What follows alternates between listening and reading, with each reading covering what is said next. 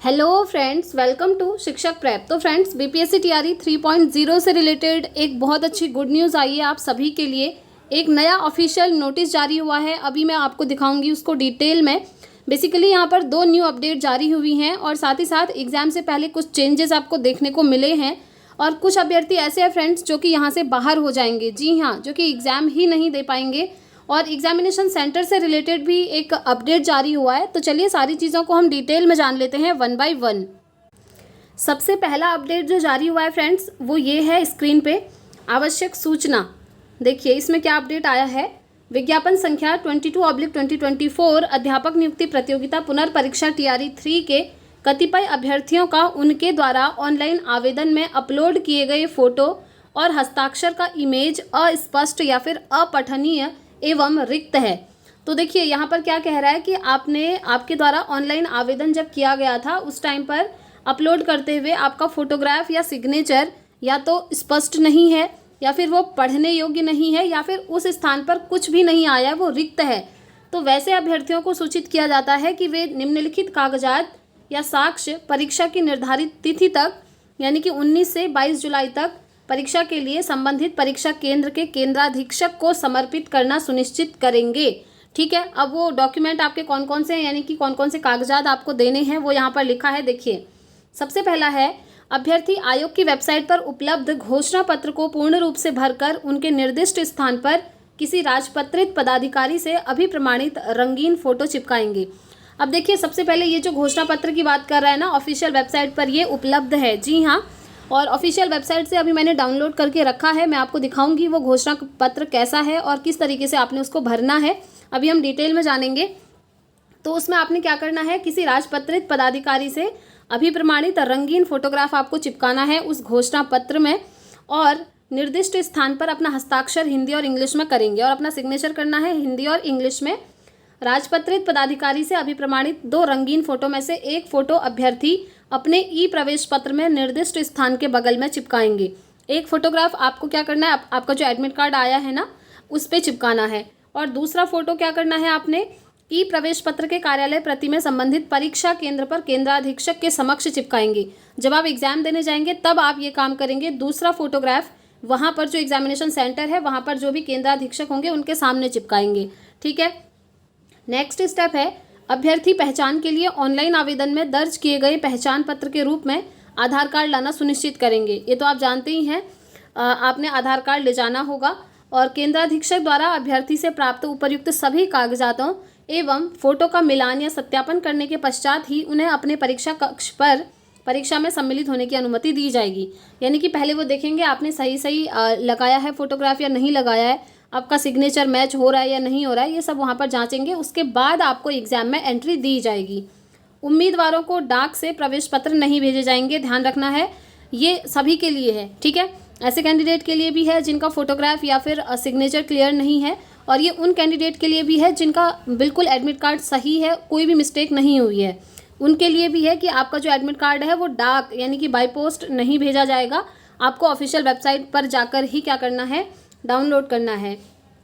विहित घोषणा पत्र आयोग की वेबसाइट इस पर उपलब्ध है। तो चलिए मैं आपको घोषणा पत्र दिखा देती हूँ, किस तरीके का वो घोषणा पत्र है और आपने कैसे उसको फिल करना है। तो ये है फ्रेंड्स आपका घोषणा पत्र। यहाँ पर आप क्लियरली देख पा रहे होंगे, परीक्षा का नाम, विज्ञापन संख्या भी डाला है और लिखा है टीआरई 3.0, और ऊपर सीधे सीधे लिखा हुआ है घोषणा पत्र। ठीक है, यही घोषणा पत्र आपने ऑफिशियल वेबसाइट से डाउनलोड करना है। वैसे ये मैं टेलीग्राम पर भी शेयर कर दूंगी, आप लोग वहाँ से भी डाउनलोड कर सकते हैं। टेलीग्राम का लिंक आपको इसी वीडियो के नीचे मिल जाएगा फ्रेंड्स, डिस्क्रिप्शन बॉक्स में। आप जाकर के ज्वाइन जरूर हो जाइएगा, क्योंकि जो भी इंपॉर्टेंट चीज़ें रहती हैं वहाँ पर आपको शेयर की जाती हैं। तो देखिए घोषणा पत्र में क्या है, यहाँ पर आपने अपना नाम लिखना है, पिता या पति का नाम यहाँ लिख देना है, रजिस्ट्रेशन संख्या यहाँ पर आएगी, आपका रोल नंबर यहाँ पर आ जाएगा। एतद द्वारा घोषणा करता हूँ या करती हूँ कि मैं दिनांक 19 से 22 जुलाई तक आयोजित ये जो टीआरई 3.0 का मैं अभ्यर्थी हूँ, और उक्त परीक्षा से संबंधित ई प्रवेश पत्र में मेरा फोटो और हस्ताक्षर अन्य व्यक्ति का या इमेज अस्पष्ट है या अपठनीय या रिक्त है, जिसके सत्यापन में इस घोषणा पत्र के निर्दिष्ट स्थान पर चिपकाया गया राजपत्रित पदाधिकारी से अभिप्रमाणित फोटो एवं हस्ताक्षर मेरा ही है। यानी कि आप घोषणा कर रहे हैं, आप डिक्लेयर कर रहे हैं, इसे हम डिक्लेरेशन फॉर्म बोलेंगे। आप खुद डिक्लेयर कर रहे हैं कि यस ये मिस्टेक हुई है और अभी मैं जो कर रहा हूँ ये मेरे द्वारा ही किया जा रहा है, क्योंकि यहाँ पर आपको फोटोग्राफ और सिग्नेचर करवाना होगा ना, तो आप इस चीज़ को डिक्लेयर करेंगे कि यस ये मैंने ही फिल करा है। यही सारी चीज़ें इसमें लिखी हुई हैं। उपर्युक्त की गई घोषणा फोटो हस्ताक्षर किसी अन्य के या गलत पाए जाते हैं तो उसके लिए मैं पूर्णतः जिम्मेदार रहूँगा या रहूँगी। आप कह रहे हैं ऐसा, ठीक है। और इसके लिए मेरे विरुद्ध वैधानिक या दंडात्मक कार्रवाई करते हुए मेरे आवेदन को रद्द किया जाएगा। इसमें मुझे कोई आपत्ति नहीं होगी। मैं आयोग के सभी नियमों या निर्णयों का पालन करने के लिए तैयार हूँ। और यहाँ पर आपको अपना फोटोग्राफ चिपकाना है, यहाँ पर सिग्नेचर करना है हिंदी में, यहाँ पर करना है इंग्लिश में। एक और देखिए, ये जो केंद्राधीक्षक का हस्ताक्षर है ये वहीं होगा एग्जामिनेशन हॉल में। और एक फ़ोटोग्राफ आपने इसमें चिपकाना है अपने ई प्रवेश पत्र में जो आपका आया है। और यहाँ पर जो फोटोग्राफ चिपकेगा वो केंद्राधीक्षक के समक्ष चिपकेगा। जो इंस्ट्रक्शन है इससे पहले मैंने आपको दिखाए थे, वो इंस्ट्रक्शन का PDF भी मैं टेलीग्राम पर शेयर कर दूंगी। आप लोग एक बार खुद से भी उसको रीड कर सकते हैं। और अगर आपके भी ऐसी मिस्टेक हुई है तो ये काम ज़रूर करिएगा। और साथ ही साथ एक अपडेट और आया है फ्रेंड्स, जो कि 2 दिन पहले भी आया था। अगर आपकी नेम की स्पेलिंग मदर नेम या फादर नेम में मिस्टेक है तो वहाँ पर आपको मौका दिया गया है करेक्शन का। जब आप करेक्शन करेंगे और अपना फोटोग्राफ अपलोड करेंगे 25 KB का, तब जाकर आपका एडमिट कार्ड डाउनलोड होगा, ठीक है। तो ये सारी प्रोसेस आपको करनी है। ये आपने देख लिया, ये घोषणा पत्र है।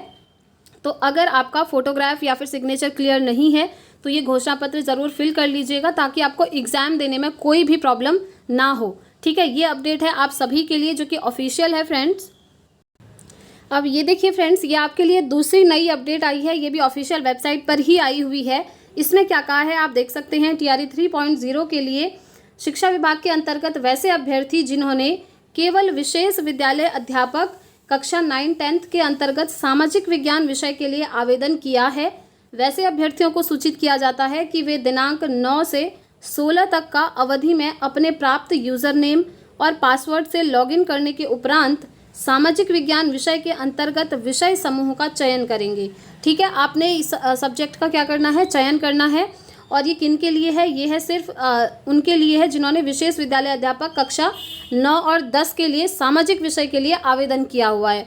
अब आप लोग कैसे करेंगे, देखिए यहाँ पर विषय समूह में अभ्यर्थी द्वारा सेक्शन 1 में इतिहास अथवा भूगोल विषय का चयन करना है, ध्यान रखेंगे। और सेक्शन 2 में अभ्यर्थी अर्थशास्त्र या राजनीति शास्त्र या भूगोल, ठीक है। यदि सेक्शन 1 में चयन नहीं किया गया है तो इस विषय में किसी एक विषय का आप चयन करेंगे, ठीक है। यहाँ पर हो गया। आपने अगर सेक्शन 1 में कोई किया है सेम उसी को सेक्शन 2 में आप नहीं कर सकते, ये ध्यान रखना है। और वैसे भी सेक्शन 1 में इतिहास अथवा भूगोल में से एक करना है। और यहाँ सेक्शन 2 में आपको क्या करना है, अर्थशास्त्र, राजनीति शास्त्र या भूगोल में से कोई एक करना है। ऐसा नहीं होना चाहिए कि सेक्शन 1 में भी आप भूगोल कर गए और सेक्शन 2 में भी भूगोल कर दिया। ये चीज़ नहीं करनी है, ये यहाँ पर लिखा हुआ है, ठीक है। सेक्शन 1 में अलग होगा और सेक्शन 2 में अलग होगा। आगे देखिए क्या कहा है। साथ ही उपर्युक्त से संबंधित वैसे अभ्यर्थी जिनके द्वारा पूर्व में ई एडमिट कार्ड डाउनलोड कर लिया गया है, वे विषय समूह का चयन करने के उपरांत पुनः ई एडमिट कार्ड डाउनलोड करेंगे और परीक्षा केंद्र ले जाएंगे और OMR में चयनित विषय समूह के अनुसार उत्तर देना सुनिश्चित करेंगे, ठीक है। आपने जो भी ये सब्जेक्ट फिल करेंगे उसी के अकॉर्डिंग OMR में आप अपने आंसर करेंगे। अगर आपने पहले ही ई एडमिट कार्ड डाउनलोड कर लिया है तो कोई प्रॉब्लम नहीं है, आप सब्जेक्ट समूह का चयन करिए और दोबारा से आप अपना ई एडमिट कार्ड डाउनलोड कर सकते हैं। ये अपडेट है उन स्टूडेंट्स के लिए, किन के लिए, जिन्होंने केवल विशेष विद्यालय अध्यापक कक्षा 9-10 के लिए SST सब्जेक्ट के लिए क्या किया है, आवेदन किया है, ठीक है। तो ये 2 इंपॉर्टेंट एंड ऑफिशियल अपडेट थी फ्रेंड्स आप सभी के लिए। अब देखिए, अगर आप लोगों के फॉर्म में ये कुछ गलतियाँ हुई हैं और एडमिट कार्ड में कुछ मिस्टेक है और अगर आप ये सुधार नहीं करते हैं ना तो आपको एग्ज़ाम नहीं देने दिया जाएगा। जी हाँ, आपको सीधे एग्जामिनेशन सेंटर से बाहर कर दिया जाएगा। इसीलिए इन्होंने अभी ऑफिशियल अपडेट जारी किया है ताकि आप लोग अवेयर हो जाइए और जो भी गलतियां आपसे हुई हैं आप सुधार कर पाएँ। सबसे पहले घोषणा पत्र आप लोग देख लीजिएगा। अगर आपका एडमिट कार्ड में फ़ोटोग्राफ या सिग्नेचर क्लियर नहीं दिख रहा है या फिर वो एरिया आपका ब्लैंक है या फिर दिख तो रहा है लेकिन समझ में नहीं आ रहा है कि ये फ़ोटोग्राफ किसका है या सिग्नेचर किसका है, तो इन कंडीशन में आप चेंज ज़रूर कर लें घोषणा पत्र को भर करके। और अपने नेम की spelling, mother name, father name, वो मैंने आपको पहले ही बता दिया था कैसे करना है, तो ये काम ज़रूर कर लीजिएगा, अदरवाइज़ आपको एग्ज़ाम हॉल में एंट्री नहीं मिलेगी, ठीक है। ये बात हो गई। नेक्स्ट हम बात कर लेते हैं एग्जामिनेशन सेंटर की लिस्ट के बारे में। तो देखिए, ये तो आपको पता चल ही गया है अपने ई एडमिट कार्ड में कि आपका एग्ज़ाम कौन से डिस्ट्रिक्ट में होने वाला है, ठीक है। एडमिट कार्ड में आपको एग्जामिनेशन सेंटर से रिलेटेड ये अपडेट मिल गया है कि आपका डिस्ट्रिक्ट कहाँ है एग्ज़ाम का, और साथ ही साथ एग्ज़ाम सेंटर का आपको कोड दे दिया गया है। अब उस कोड का क्या मतलब है, वो कोड आपके किस कॉलेज या इंस्टीट्यूट का है, ये आपको पता चलेगा फ्रेंड्स 16 को। इन्होंने पहले ही बोला है 16 को आपको ये पता चलेगा, 16 जुलाई को, कि आपका मेन एग्जामिनेशन सेंटर कहाँ पर है। और उससे रिलेटेड जैसे ही कोई अपडेट आती है फ्रेंड्स, यहाँ से आपको बता दिया जाएगा। इसलिए अगर आप चैनल पर पहली बार आए हैं तो चैनल को सब्सक्राइब करके बेल आइकन ज़रूर प्रेस कर लें, ताकि हर एक ऑफिशियल अपडेट आपको टाइम टू टाइम मिलती रहे। साथ में फ्रेंड्स हम सीटेट की प्रिपरेशन भी दोबारा से स्टार्ट कर रहे हैं नेक्स्ट सीटेट के लिए। अगर आप लोग चाहें तो क्लासेस को ज्वाइन कर सकते हैं। और बीपीएससी की क्लासेस में हम पहले साइंस को स्टार्ट करेंगे, तो आप उन क्लासेस को भी ज्वाइन कर सकते हैं। तो आज के लिए यही अपडेट थी फ्रेंड्स, और आप लोग टेलीग्राम ज़रूर ज्वाइन कर लीजिएगा, ताकि हर एक अपडेट आपको टाइम से मिलती रहे। तो इस वीडियो में इतना ही रखते हैं। अगर आपकी कोई भी डाउट है, कोई भी क्वेरी है, तो आप मुझसे कमेंट बॉक्स में पूछ सकते हैं फ्रेंड्स। तो इस वीडियो में इतना ही रखते हैं, मिलते हैं नेक्स्ट वीडियो में। Thanks for watching.